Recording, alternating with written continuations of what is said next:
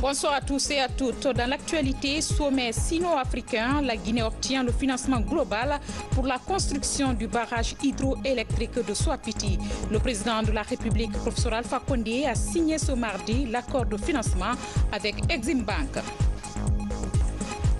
À Conakry, clôture de la session extraordinaire de la loi de finances rectificative exercice 2018.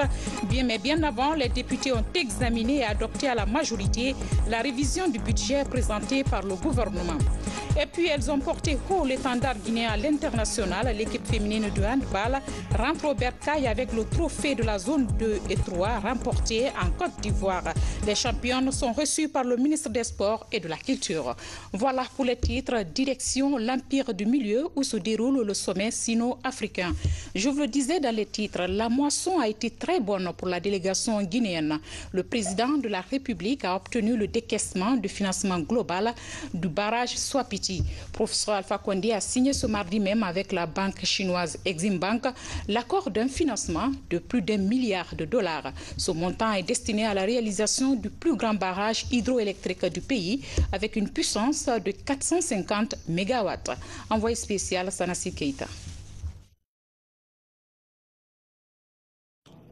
Exim Bank de la République populaire de Chine et le gouvernement guinéen viennent de procéder à la signature de cet accord de prêt pour le financement de la construction du barrage hydroélectrique de Soapiti. Un barrage d'une capacité de 450 MW, soit le double de celui de Caleta, qui fait déjà la fierté des Guinéens. Sous la haute autorité de M. le Président de la République, professeur Alpha Condé, nous venons effectivement de procéder à la signature de l'accord de prêt entre Exim Bank et le gouvernement guinéen. Il s'agit d'un projet historique, le barrage de Soapiti, parce que d'abord c'est le plus grand barrage jamais construit en Guinée depuis l'indépendance et c'est le plus grand engagement financier de l'État guinéen depuis l'indépendance. La réalisation de cet ouvrage permettra à coup sûr à la Guinée de combler le déficit énergétique. Et la Guinée pourra même exporter une partie de l'énergie produite. Donc c'est un acte historique qu'on vient d'accomplir ce soir et il est à l'actif de M. le Président de la République et de tous les membres du gouvernement guinéen. 1,3 milliard de dollars, c'est le montant débloqué pour la construction de cette infrastructure énergétique. Un acte majeur qui vient de poser encore le président de la République de Guinée, professeur Alpha Condé, qui jour après jour passe par tous les moyens pour satisfaire les nombreuses aspirations du peuple de Guinée en matière d'électricité. Le ballet diplomatique se poursuit en Chine. Après les chefs d'État, place à l'opération séduction des opérateurs économiques.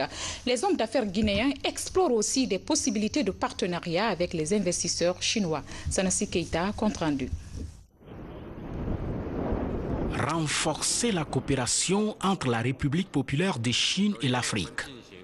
C'est sans nul doute le but de ce forum sino-africain qui se tient ici à Beijing. Nombreux sont les dirigeants africains en compagnie de plusieurs hommes d'affaires qui prennent part à ces assises.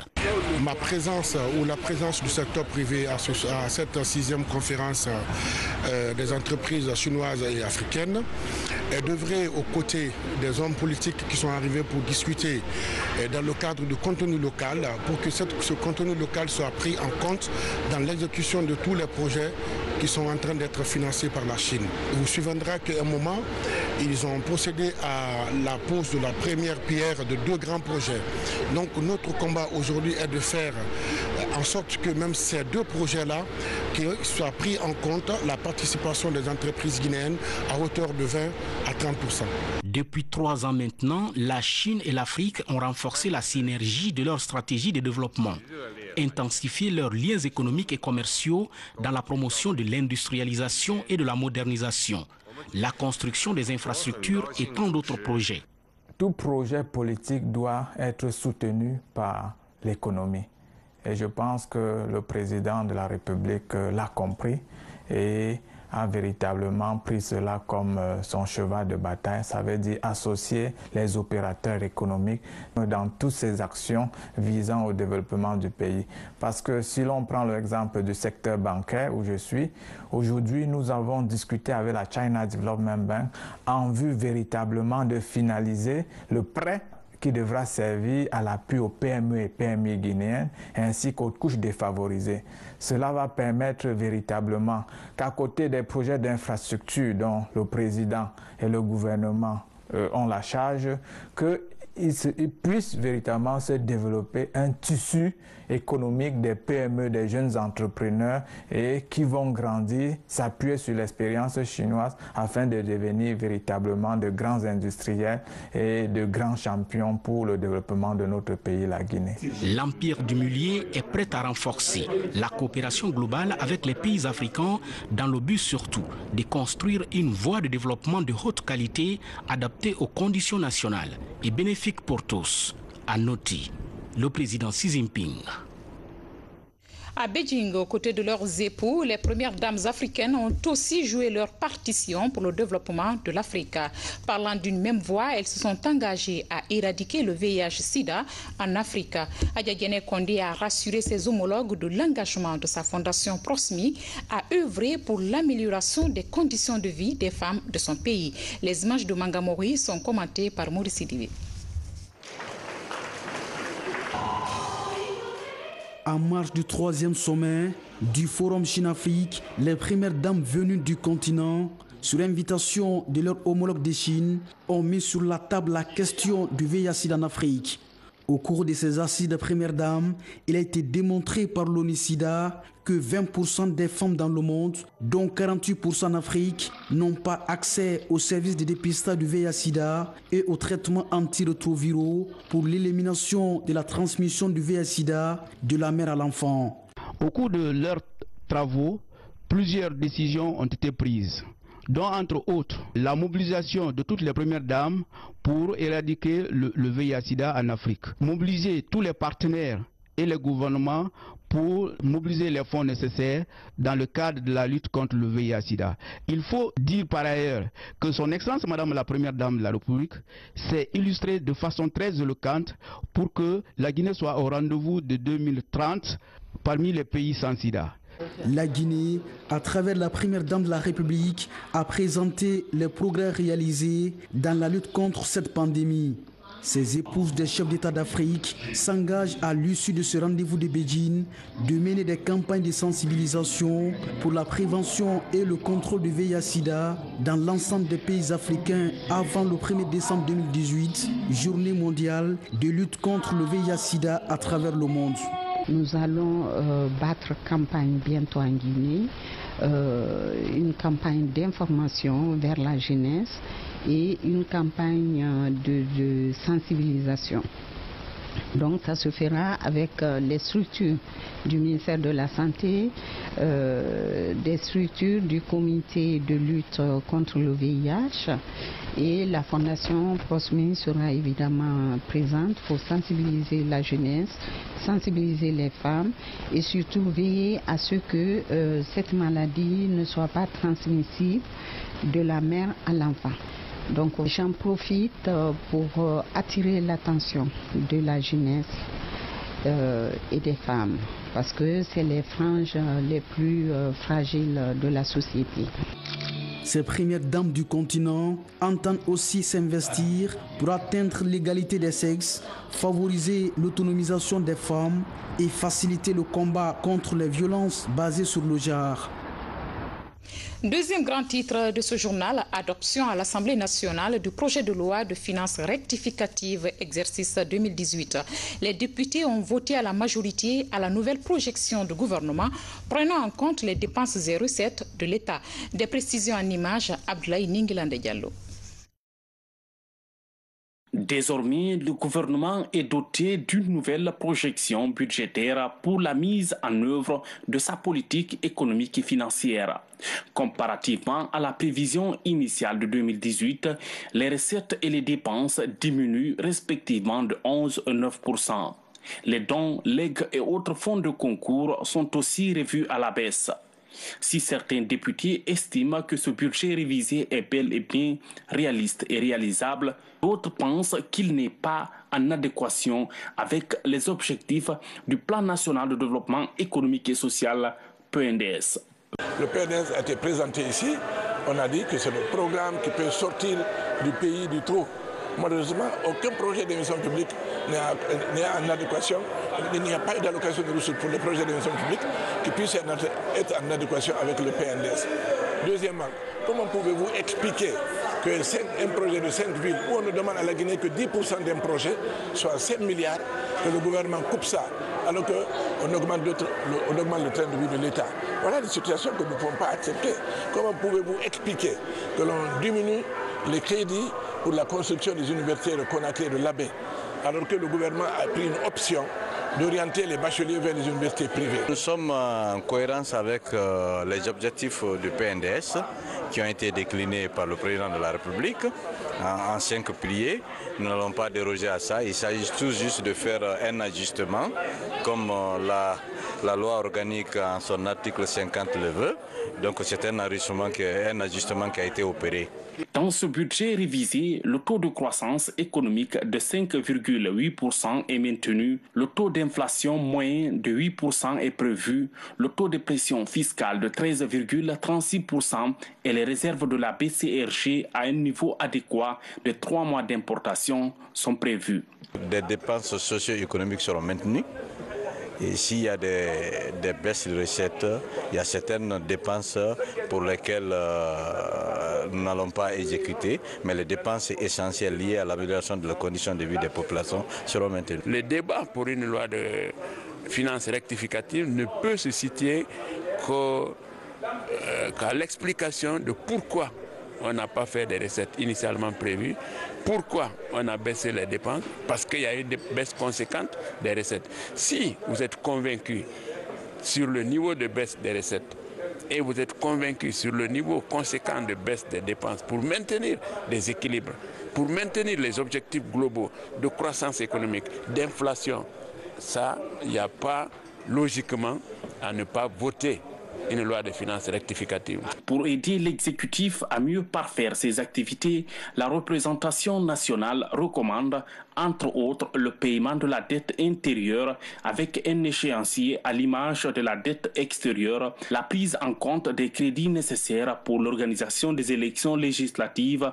le démarrage commercial du backbone national évalué à 5 milliards de francs guinéens, la réimmatriculation de tous les engins ainsi que la sécurisation des permis de conduire.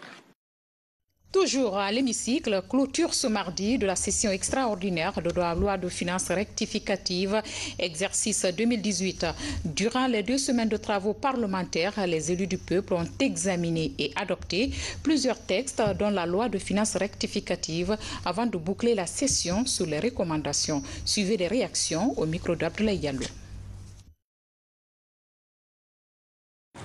Le projet de loi de finances rectificative que nous avons adopté hier s'inscrit en droite ligne de l'approbation le 26 juin 2018 par le Conseil d'administration du Fonds monétaire international de la première revue de l'accord sur la facilité élargie du crédit. Et cette adoption est également une étape importante dans le respect des engagements que nous avons pris vis-à-vis de nos partenaires de Bretton Woods, dont nous avons cherché à utiliser les ressources provenant des tirages au titre de la facilité élargie de crédit avec le Fonds monétaire international et de l'appui budgétaire avec le groupe de la Banque mondiale. Il s'agira en particulier d'amplifier les voies et moyens, de mobiliser et de sécuriser les ressources hors fonctionnement des régies financières et de collecter et reverser dans les comptes dédiés à l'État les recettes des entreprises qui sont encore dans le portefeuille public. J'invite enfin le gouvernement à prendre en compte pour la loi de finances 2019 les réflexions constructives qui ont été développées au cours du débat d'orientation budgétaire en créant les conditions d'un dialogue fécond et efficient avec le secteur privé et les partenaires sociaux. Fini également à Conakry des travaux de concertation nationale sous le pilotage du système éducatif. À l'issue des 2 jours de session, des recommandations sont faites pour une rentrée scolaire réussie, notamment le renforcement de capacité des enseignants, le suivi constant du travail des enseignants et des élèves ou encore la construction des infrastructures scolaires. Mamaïsata Kamara nous fait le point. Au terme de 2 jours d'échanges entre acteurs du système éducatif, les derniers rapports sont présentés aux autorités. La gratuité de l'inscription en première année ou CP1, l'assainissement des établissements scolaires sont les principales priorités et décisions prises pour la rentrée. On a essayé de prendre en compte toutes les recommandations qui ont été faites à la base et qu'on a jugées suffisamment pertinentes pour en faire des mesures à prendre en vue d'une bonne rentrée des classes. Ces recommandations les plus pertinentes sont de différents ordres. D'abord, sur le plan de la reprise, il faut que l'on procède en 2 étapes à une rentrée administrative qui consistera à ce que les écoles soient assainies, à ce que l'encadrement scolaire soit effectivement présent, le personnel de direction au niveau des établissements scolaires, le personnel des directions communales et préfectorales de l'éducation, le personnel des inspections régionales de l'éducation, les enseignants en situation de classe et les fournitures à usage collectif, notamment la craie, surtout la craie, et les cahiers de préparation. Donc ces dispositions administratives vont être prises avant la rentrée effective, qui est la rentrée pédagogique, c'est-à-dire avant que les enfants eux-mêmes ne soient en classe. Cette dernière concertation nationale a permis aux différents acteurs d'être situés sur la date de l'ouverture des classes proposée pour le 3 octobre.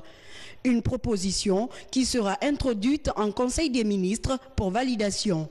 À l'intérieur du pays, nos régions, après leurs travaux, ont proposé, et compte tenu d'un certain nombre de problèmes rencontrés, et premièrement l'état de vétusté, de sinistre de certaines écoles et de bouchage des latrines.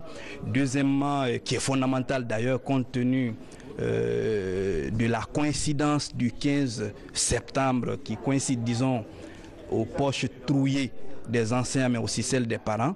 Donc il a été judicieux donc de reporter, mais aussi également au niveau du MENA, les préparatifs qu'il y a, compte tenu de tout ce qu'on a aujourd'hui noté comme problème à régler avant la rentrée.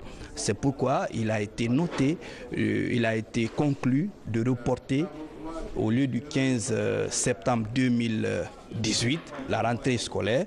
Il a été reporté au 3 octobre 2018. Mais la rentrée, comme on appelle, administrative se fera le 20 septembre 2018. Nous avons exigé, parce que nous sommes en concertation. C'est la concertation qui a proposé ces dates. Et nous souhaiterons que cela soit validé par l'autorité supérieure. Le ministère de l'Éducation nationale et de l'alphabétisation promet de rehausser le niveau de l'enseignement et faire de ses conclusions sa feuille de route pour l'année scolaire 2018-2019. Après un mois de pèlerinage sur les lieux saints de l'islam, le premier convoi des pèlerins guinéens a regagné Conakry ce matin.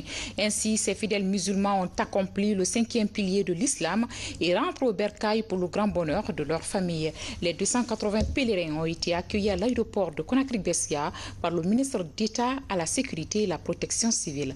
Et la Jia Silla signe ce reportage. Au total, 285 pèlerins étaient dans ce premier convoi. Ils regagnent Conakry après un mois de visite et de pèlerinage au lieu saint de l'islam.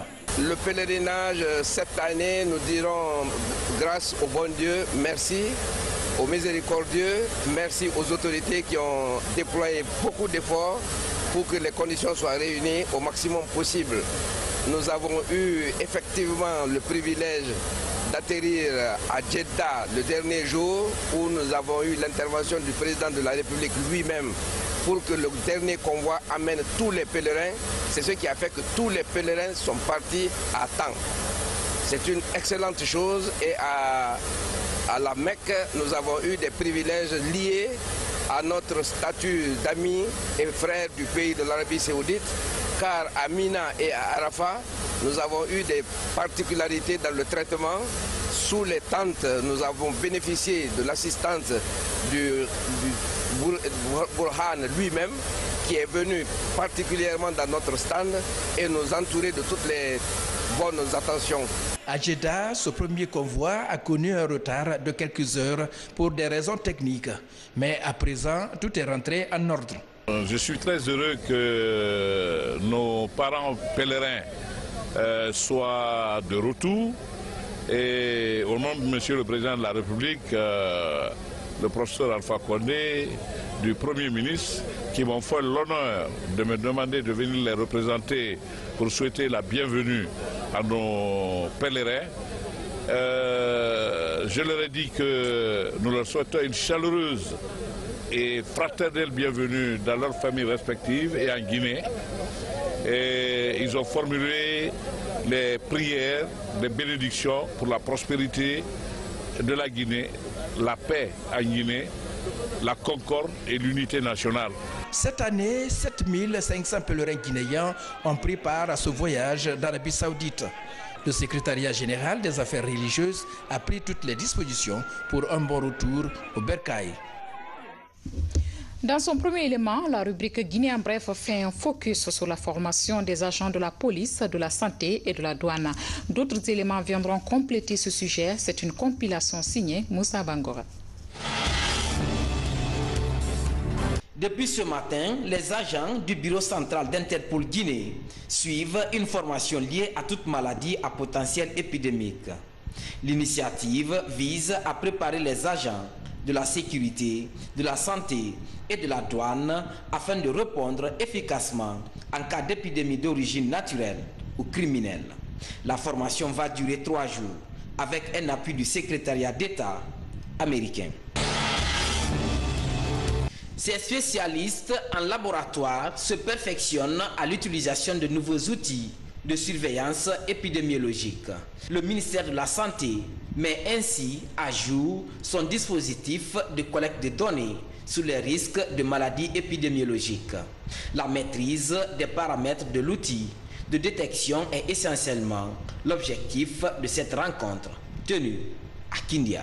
Les premiers outils qu'on avait ne prenaient pas en compte les aspects de la santé animale ni de la santé environnementale.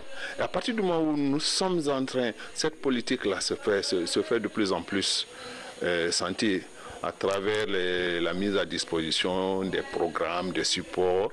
Il est bon que ces supports prennent en compte ces autres aspects. Elhadj Lansana Camara n'est plus. Nommé en mai 2017 coordinateur des imams de la Basse-Côte, le défunt est une des grandes figures de la promotion de l'islam en Guinée. Décédé à l'âge de 91 ans, son enterrement dans sa ville natale de Fria a mobilisé plusieurs personnalités guinéennes. Le défunt laisse derrière lui une grande famille. Et je veillerai à ce que l'unité de la famille demeure, l'unité de tout ce qu'il a engagé comme action en faveur de la Guinée, en faveur de l'islam, demeure. Remercier toute la délégation détachée par son Excellence Alpha Condé.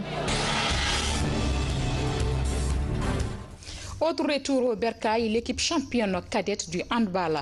Le Sili féminin a porté haut sous d'autres cieux les couleurs nationales. Ces championnes ont remporté le trophée de la zone 2 et 3 à Yamoussoukro, en Côte d'Ivoire. Toute une fierté. À Conakry, elles sont reçues par le ministre des Sports et de la Culture avec tous les honneurs dus à leur rang. Gare Diallo, Bamba Camara, reportage.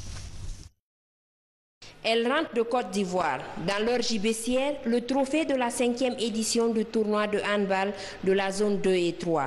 Un trophée arraché lors de la finale face au Nigeria.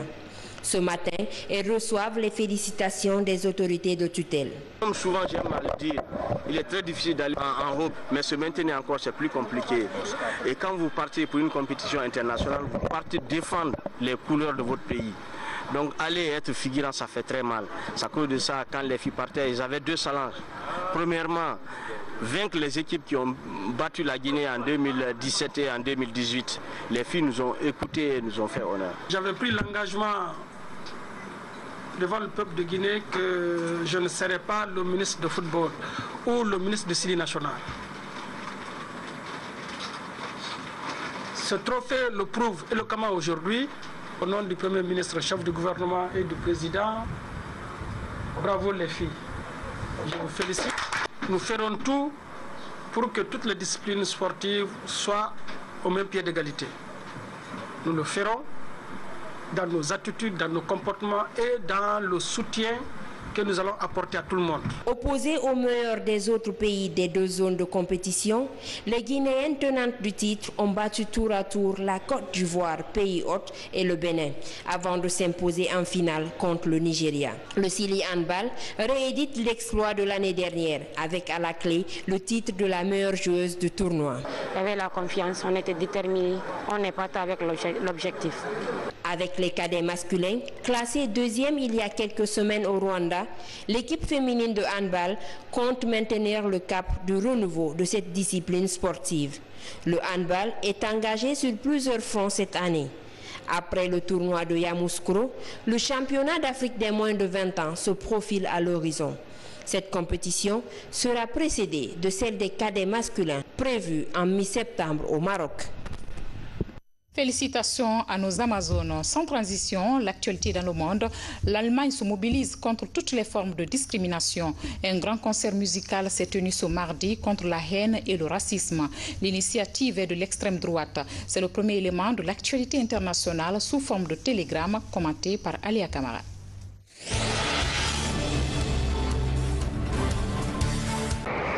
Le Japon touché par le plus violent typhon en 25 ans. Un très puissant typhon, considéré comme le plus violent qui ait frappé directement le Japon depuis 25 ans, accoste à la mi-journée, perturbant largement les transports et l'activité des entreprises. Au moins 50 000 foyers sont privés d'électricité. Des pluies diluviennes sont également redoutées. Wow, Typhoon Jebi is really ripping.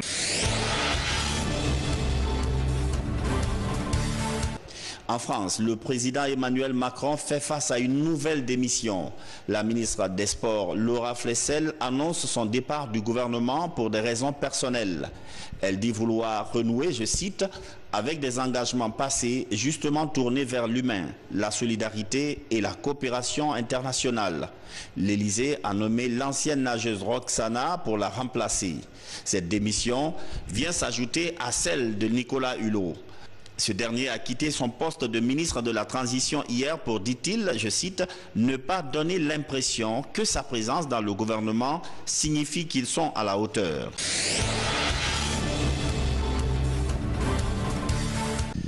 En Allemagne, un concert contre la haine de l'extrême droite mobilise du monde. Alors que les organisateurs attendaient entre 20 000 et 30 000 participants, quelques 50 000 personnes ont répondu à l'appel de l'extrême droite. Ils ont assisté à un concert gratuit où se sont produits plusieurs groupes musicaux du pays. Mesdames et messieurs, voilà qui met fin à cette édition. Merci à toute l'équipe technique du jour. Grand merci à vous également pour votre obligeante attention. Retrouvez l'information demain avec Hassan Hilal Silla au compte de la grande édition de 13h. Passez une excellente soirée. À demain à 20h30.